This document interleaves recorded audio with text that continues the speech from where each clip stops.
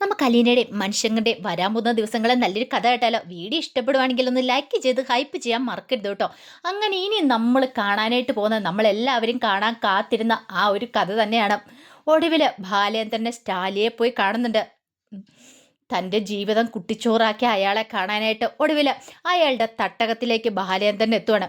അപ്പം അലീനയ്ക്ക് വേണ്ടിയിട്ടാണ് ബാലേന്ദ്രൻ ഈ വയ്യാത്ത നേരത്തും ഇത്ര റിസ്ക് എടുത്ത് അങ്ങനെ പുനലൂർക്ക് പോകുന്നതൊക്കെ. ഒടുവിൽ അയാളെ കണ്ടുമുട്ടുന്നുണ്ട്. അപ്പം സ്റ്റാലിനെക്കുറിച്ച് കേട്ട കാര്യങ്ങളൊന്നും അത്ര നല്ലതായ കാര്യങ്ങളൊന്നും ആയിരുന്നില്ല. അങ്ങനെ ഒടുവിൽ ബാലേന്ദ്രൻ അവിടേക്ക് ചെല്ലുവാണ്. ഈ സമയത്ത് ഗോവർദ്ധനെ കൂട്ടിയിട്ടുണ്ടായിരുന്നില്ല ബാലേന്ദ്രന്. ബാലേന്ദ്രൻ പറഞ്ഞു, ഞാൻ തനിച്ചു പോയിക്കൊള്ളാം എന്നും പറഞ്ഞുകൊണ്ട് ബാലേന്ദ്രൻ തനിച്ചാണ് സ്റ്റാലിയെ കാണാനായിട്ട് പോയത്. ഗോവർദ്ധനെ ഹോട്ടലിലാക്കിയിട്ടാണ് ബാലേന്ദ്രൻ പോകുന്നത്. അങ്ങനെ സ്റ്റാലിയുടെ വീട്ടിലേക്ക് ചെന്നു. അവിടെ കുറേ പട്ടിയും കാര്യങ്ങളും എല്ലാം ഉണ്ടായിരുന്നു. പക്ഷേ അതൊന്നും ബാലേന്ദ്രനെ ഭയപ്പെടുത്തിയില്ല. കാരണം ബാലേന്ദ്രനാണെങ്കിൽ മനസ്സിൽ ഒരേ ഒരു ലക്ഷ്യം മാത്രമേ ഉണ്ടായിരുന്നുള്ളൂ. ഈ പറയുന്ന ബാലേന്ദ്രനെ കണ്ടു കഴിഞ്ഞപ്പോൾ സ്റ്റാലിക്ക് ഒട്ടും മനസ്സിലായതുമില്ല. സ്റ്റാലിൻ ആരാ എന്താ ഏതാന്നൊക്കെ ചോദിക്കുന്നത്. അപ്പോഴേക്കും ബാലേന്ദ്രൻ പറഞ്ഞു, ഞാൻ നെടുമ്പുഴയ്ക്കൽ ബാലേന്ദ്രൻ, പാലായെന്ന് വരുവാ. എൻ്റെ പേര് പറഞ്ഞാൽ നിങ്ങൾക്ക് ചിലപ്പോൾ ഒരു പക്ഷേ അറിയത്തില്ലായിരിക്കും എന്ന് പറഞ്ഞു.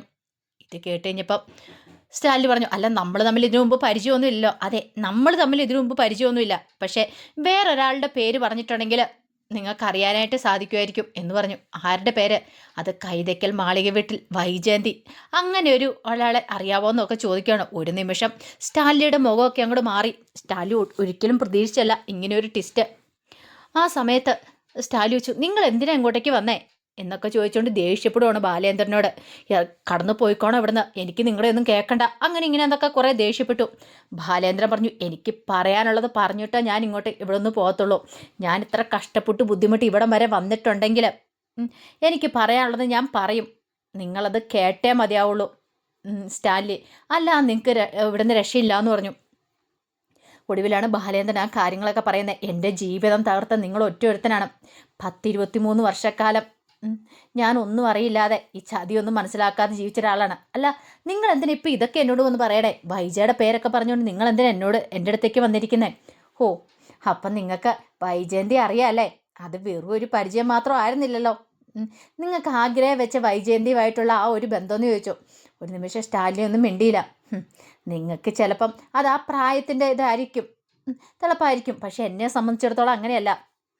ഞാൻ അവളെക്കുറിച്ച് ഇപ്പം ഇവിടെ വന്ന് പറയണമെങ്കിൽ അവൾ എൻ്റെ ആരാന്ന് നിനക്കറിയണോ? അവളെൻ്റെ ഭാര്യയാന്ന് പറഞ്ഞു. ഇത് കേട്ടപ്പോൾ സ്റ്റാലിൻ ഒരു ഞെട്ടലോടുകൂടി ബാലേന്ദ്രനെ നോക്കുകയാണ്. ബാലേന്ദ്രൻ പറഞ്ഞു, ഇനി ഞാനിപ്പോൾ കൂടുതൽ പറയേണ്ട കാര്യമില്ലല്ലോ. നിങ്ങൾ അന്ന് ആ ചോരത്തിളപ്പിൽ കാണിച്ച ഒരു തെറ്റിന് ഫലം. പക്ഷെ ഒരു കാര്യമുണ്ട്, എത്ര നാളൊന്ന് മൂടി വെച്ചാലും ഒരു ദിവസം ആ സത്യങ്ങളൊക്കെ പുറത്തു വരും സ്റ്റാൻലി എന്ന് പറഞ്ഞു. ഇത് കേട്ടപ്പം സ്റ്റാൻലി പറഞ്ഞു, നിങ്ങൾ എന്തിനാ ഇങ്ങോട്ടേക്ക് വന്നേ? നിങ്ങളുടെ ഭാര്യയല്ലേ വൈജയന്തി, പിന്നെ നിങ്ങൾ ഇനി അവളുടെ കാര്യം പറഞ്ഞ് ഇങ്ങോട്ടേക്ക് വരേണ്ട കാര്യമില്ല. എനിക്ക് ആരുടെയും കാര്യം കേൾക്കണ്ടെന്ന് പറഞ്ഞു. കേൾക്കണം, നിങ്ങൾ കേട്ടേ മതിയാവുള്ളൂ. അന്ന് ആഗ്രഹം വെച്ച് നിങ്ങൾ തമ്മിലുള്ള ആ പ്രണയത്തിൽ നിങ്ങൾ മാത്രമല്ല ഉണ്ടായിരുന്നേ, ഒരാളും കൂടെ ജനിച്ചിട്ടുണ്ടായിരുന്നു. അത് കേട്ടപ്പോൾ സ്റ്റാലി അമ്പരപ്പോട് കൂടി നോക്കണം. മനസ്സിലായില്ലേ? നിങ്ങൾക്ക് രണ്ടുപേർക്ക് കൂടെ ഒരു കുട്ടിയും കൂടെ പറഞ്ഞിട്ടുണ്ടായിരുന്നു. പക്ഷേ ഈ കഥയൊന്നും അറിയില്ലാതെ ആട്ടം കാണാൻ വന്ന ആളാണ് ഞാൻ. എൻ്റെ ജീവിതമാണ് തകർന്നു പോയത്. പക്ഷെ അത് മനസ്സിലാക്കാനായിട്ട് എനിക്ക് 23 വർഷക്കാലം വേണ്ടി വന്നു. അത് കേട്ടപ്പോൾ സ്റ്റാലി പറഞ്ഞു, അതെ, എനിക്കിതിനെക്കുറിച്ചൊന്നും കേൾക്കണ്ട, നിങ്ങൾ പോകാൻ നോക്കാൻ പറഞ്ഞു. അങ്ങനെ അങ്ങോട്ട് പോകാൻ വരട്ടെ. പിന്നെ നിങ്ങൾ രണ്ടുപേരും കൂടെ അങ്ങനെ അന്ന് സന്തോഷിച്ചതിൻ്റെ ആ ഒരു ഫലമുണ്ടല്ലോ, അതിൻ്റെ പേരിൽ ഇപ്പം എൻ്റെ കുടുംബജീവിതം തകർന്നുകൊണ്ടിരിക്കുന്നത്. അറിയാവോ, വൈജയന്തിക്ക് സ്റ്റാലിക്ക് ഉണ്ടായ ഒരു പെൺകുഞ്ഞാണ്. ആ കുഞ്ഞിപ്പോൾ എൻ്റെ കൂടെ ഉണ്ടെന്ന് പറഞ്ഞു. ഒരു നിമിഷം സ്റ്റാലി അമ്പരപ്പോട് കൂടിയിട്ട് ബാലേന്ദ്രനെ നോക്കണം. ബാലേന്ദ്രൻ കഥയൊക്കെ പറഞ്ഞു. എന്നിട്ട് പറഞ്ഞു, അവൾക്ക് ഇപ്പോഴും മനസ്സിലായിട്ടില്ല അവളുടെ മോളാന്ന്. അവളുടെ അഹങ്കാരത്തിന് ഒരു കുറവുമില്ല. അവളുടെ വിചാരം അവളെന്തോ വലിയ സംഭവമാണെന്നാ. ഞാൻ അവളോടത് പറഞ്ഞിട്ടില്ല. എൻ്റെ മോളാന്ന് പറഞ്ഞുകൊണ്ടാ ഇത്രയും കാലം അവളെ അവിടെ താമസിപ്പിച്ചിരുന്നേ. പക്ഷേ ഇനി എനിക്കത് പറ്റില്ല. അവൾ ആ വീട്ടിൽ നിന്ന് പോകണമെന്ന് പറയുന്നുണ്ട്. എനിക്ക് അവളെ തെരുവിലേക്ക് ഇറക്കി വിടാൻ പറ്റില്ല. കാരണം അവൾ എന്നെ അച്ഛാന്നാ വിളിക്കുന്നത്. അവൾക്ക് എന്നോട് അത്രയ്ക്ക് സ്നേഹമാണ്. അതുപോലെ തന്നെ തിരിച്ചെനിക്കും എൻ്റെ മക്കളെ പോലെ തന്നെ ഞാൻ അവളെ കാണുന്നത്. നിങ്ങൾക്ക് രണ്ടുപേർക്കും ഉത്തരവാദിത്വം ഉണ്ടല്ലോ. വൈജയ്ക്കുണ്ട്, സ്റ്റാലിക്കുണ്ട് ഉത്തരവാദിത്വം. ഒരു പക്ഷേ അവൾ അവിടെ നിന്ന് ഇറങ്ങണ സമയം തന്നെ ഞാൻ ഈ കാര്യത്തെക്കുറിച്ചൊക്കെ അവളോട് പറയും, വൈജയോട് പറയും. വരാൻ പോകുന്ന എന്താണെന്ന് വെച്ചാൽ അത് നടക്കട്ടെ എന്നുള്ള രീതിയിൽ. പക്ഷെ അതിനു മുമ്പ് നിങ്ങളോട് ഈ കാര്യങ്ങളൊക്കെ എനിക്കൊന്ന് പറയണം തോന്നി. അവൾ നിങ്ങളുടെ മോളാന്ന് ഞാൻ പറഞ്ഞല്ലോ. അപ്പോൾ എനിക്ക് അവളെ തെരുവിലേക്ക് ഇറക്കി വിടാൻ പറ്റില്ല. ഇനി അവളുടെ ഉത്തരവാദിത്തം നിങ്ങൾ ഏറ്റെടുക്കണം. എന്താന്ന് വെച്ചാൽ നിങ്ങൾ ചെയ്യണമെന്ന് പറഞ്ഞു. ഞാനെന്തിനു ഉത്തരവാദിത്തം ഏറ്റെടുക്കണം? അതിനെന്താ ഉറപ്പുള്ളത്? അത് എൻ്റെ മോളാന്നുള്ളേ. ഓ, അപ്പം ഇപ്പം നിങ്ങൾക്ക് DNA ടെസ്റ്റ് നടത്തി ഫലം വന്നാലോ നിങ്ങൾ മോളായിട്ട് അംഗീകരിക്കുള്ളൂ അല്ലേ? നിങ്ങൾക്ക് ബുദ്ധിമുട്ടുണ്ടേ വേണ്ട, ഞാൻ അവളോട് തന്നെ പറഞ്ഞോളാം, വൈജിയോട് കാര്യങ്ങളൊക്കെ പറഞ്ഞോളാം എന്നൊക്കെ പറഞ്ഞുകൊണ്ട് വായി വന്നെല്ലാം ബാലേന്ദ്രൻ പറഞ്ഞു. കാരണം ബാലേന്ദ്രന് ഭയങ്കര ദേഷ്യമായിരുന്നു. സ്റ്റാലിയോടും ദേഷ്യം ഉണ്ടായിരുന്നു. കാരണം അവർ രണ്ടുപേരും കൂടെ ചേർന്ന് തൻ്റെ ജീവിതം നശിപ്പിച്ചു. അങ്ങനെ ഇഷ്ടമുണ്ടായിരുന്നെങ്കിൽ അവർക്ക് ഒന്നിച്ച് ജീവിച്ചാൽ പോരായിരുന്നോ? പിന്നെ ഇതിൻ്റെ വല്ല ആവശ്യം ഉണ്ടായിരുന്നോ? ഈ സമയത്ത് സ്റ്റാലി പറഞ്ഞ ആ കഥകളൊക്കെ ഞാൻ മറന്നുകൊണ്ടിരിക്കുക. വീണ്ടും അതെൻ്റെ ജീവിതത്തിലേക്ക് കൊണ്ടുവരാൻ ഞാൻ ആഗ്രഹിക്കുന്നില്ലെന്ന് പറഞ്ഞു. ബാലേന്ദ്രൻ പറഞ്ഞു, എൻ്റെയും വൈജയുടെ കല്യാണം കഴിഞ്ഞ് ഞങ്ങൾക്ക് 3 മക്കളും ഉണ്ട് ഇപ്പം, അറിയാലോ. ഈ സമയത്താണ് ഞാൻ ഈ കഥകളൊക്കെ അറിയണേ. പക്ഷേങ്കിൽ എനിക്കിത് ഉൾക്കൊള്ളാൻ ഒരിക്കലും സാധിച്ചിട്ടില്ല. ഇത്രയും കാലം കൂടെ കഴിഞ്ഞവൾ അതിവിദഗ്ധമായിട്ട് എന്നെ വഞ്ചിക്കുക എന്നറിയുമ്പം അതെനിക്ക് സഹിക്കാൻ പറ്റില്ല. ഇപ്പം നിങ്ങളൊന്ന് ചിന്തിച്ചു നോക്കിയേ, നിങ്ങളുടെ ജീവിതത്തിൽ ഇങ്ങനെ ഒരു സംഭവം ഉണ്ടാകുന്നെങ്കിൽ നിങ്ങൾക്ക് നിങ്ങളുടെ ഭാര്യയോട് ക്ഷമിക്കാനും സഹിക്കാനും പറ്റുമോ? ഒന്നുമല്ലെങ്കിൽ നിങ്ങളുടെ ഒരു കേണലല്ലേന്ന് ചോദിച്ചു. അത് കേട്ടപ്പോൾ സ്റ്റാലിൻ ഒന്നും മിണ്ടാതെ നിൽക്കുക. ബാലേന്ദ്രൻ പറഞ്ഞു, എനിക്കിതിന് മറുപടി കിട്ടണം. നിങ്ങൾ അലീനെ ഏൽക്കോ ഇല്ലയോ? കാരണം എനിക്ക് അവളെ ഇറക്കി വിടാൻ പറ്റില്ല. നിങ്ങളുടെ അടുത്ത് അവൾ സുരക്ഷിതയായിരിക്കണം. എനിക്കത് മാത്രമേ പറയാനുള്ളൂ. ഇത് കേട്ടപ്പോൾ സ്റ്റാലിൻ പറഞ്ഞു, ഞാനൊന്ന് ആലോചിക്കട്ടെ എന്ന് പറഞ്ഞു. ആലോചിച്ചാൽ മാത്രം പോരാ, എനിക്കൊരു തീരുമാനം അറിയണമെന്ന് പറഞ്ഞു. പിന്നീട് ഫോൺ നമ്പറും കാര്യങ്ങളൊക്കെ കൊടുത്തിട്ടാണ് ബാലേന്ദ്രൻ അവിടെ നിന്ന് പോരുന്നത്. ബാലേന്ദ്രൻ പറഞ്ഞു, നിങ്ങൾ അവളെ ഏറ്റില്ലെങ്കിൽ എന്ത് ചെയ്യണമെന്ന് എനിക്കറിയാമെന്ന്. ബാലേന്ദ്രൻ ഒരു കാര്യം മാത്രമേ ഉണ്ടായിരുന്നുള്ളൂ, അലീനെ അങ്ങനെ തെരുവിലേക്ക് ഇറക്കി വിടാൻ പറ്റില്ല.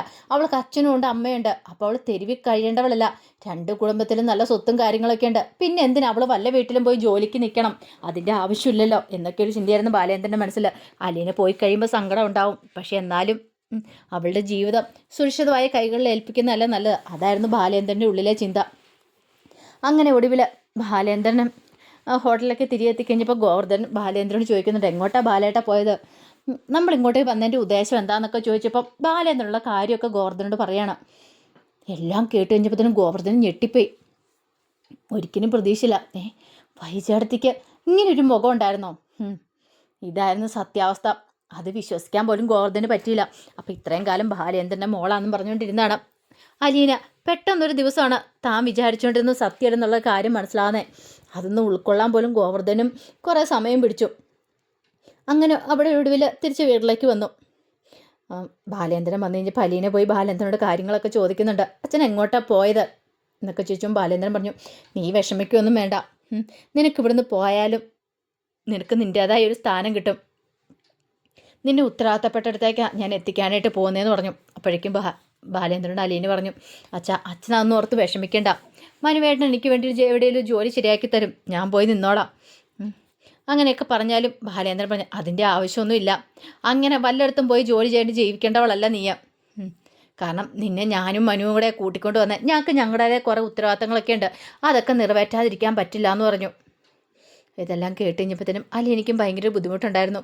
ഒടുവിൽ അലീന ബാലേന്ദ്രനോട് സത്യം പറ, അച്ഛൻ എങ്ങോട്ടാണ് പോയത്? അച്ഛന് നീലഗിരിക്ക് പോയിട്ടുണ്ടായിരുന്നു അറിഞ്ഞു. അവിടെ ചെന്നിട്ട് എൻ്റെ അച്ഛനെക്കുറിച്ച് അന്വേഷിച്ചിട്ടുണ്ടെന്ന് അറിഞ്ഞു. സത്യം പറയച്ചാന്ന് പറഞ്ഞു. ഒടുവിൽ ബാലേന്ദ്രനുള്ള സത്യാവസ്ഥ പറയണം.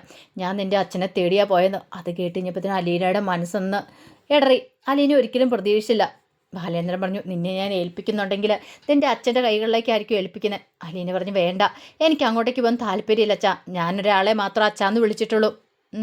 അച്ഛനായിട്ട് കണ്ടേക്കുന്നേ ഈ അച്ഛനെ തന്നെയാന്ന് പറഞ്ഞു. ബാലേന്ദ്രൻ അതൊക്കെ കേട്ട് കഴിയുമ്പോൾ ഭയങ്കര വിഷമമുണ്ട്.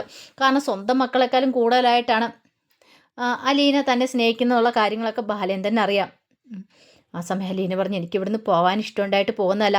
പക്ഷേ എങ്കിൽ മാഡം ഇങ്ങോട്ടേക്ക് തിരികെ വരണമെങ്കിൽ ഞാൻ ഇവിടുന്ന് പോകണമല്ലോ. അതുകൊണ്ട് മാത്രമാണ്. എന്നെങ്കിലും ഒരു കാലത്ത് സത്യങ്ങളൊക്കെ മനസ്സിലാക്കി എന്നെ തിരികെ വിളിക്കുവാണെങ്കിൽ ഞാൻ വരും അച്ഛാ എന്നൊക്കെ അലീനയും പറയുന്നുണ്ടായിരുന്നു. ഈ സമയത്ത് ടോണി അന്വേഷണം തുടങ്ങുന്നുണ്ട്. കാരണം ഷെറിൻ്റെ കുഞ്ഞെവിടെയാന്നുള്ള ഒരു അന്വേഷണം. ഒടുവിലാണ് കഴക്കൂട്ടത്തിലെ ഒരു ഓർഫനേജിൽ ആ കുഞ്ഞിനെ ഏൽപ്പിച്ചിട്ടെന്നുള്ള കാര്യങ്ങളൊക്കെ അറിയണേ.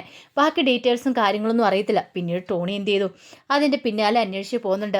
ആ കുഞ്ഞിനെക്കുറിച്ച് എന്തെങ്കിലും വിവരം കിട്ടുവാണെങ്കിൽ അത് മാമച്ചനും ഗിരേസമ്മയ്ക്കൊക്കെ സന്തോഷമുള്ള കാര്യമല്ലേ. ആ കുഞ്ഞിനെ കണ്ടുപിടിച്ച് കൊടുക്കാമെന്ന് വാക്കും പറഞ്ഞിട്ടുള്ളതാണല്ലോ. അങ്ങനെ ഒടുവിൽ എന്ത് ചെയ്തു, സ്റ്റാലി അലീനയെ കൊണ്ടാന്ന് സമ്മതിക്കുകയാണ്.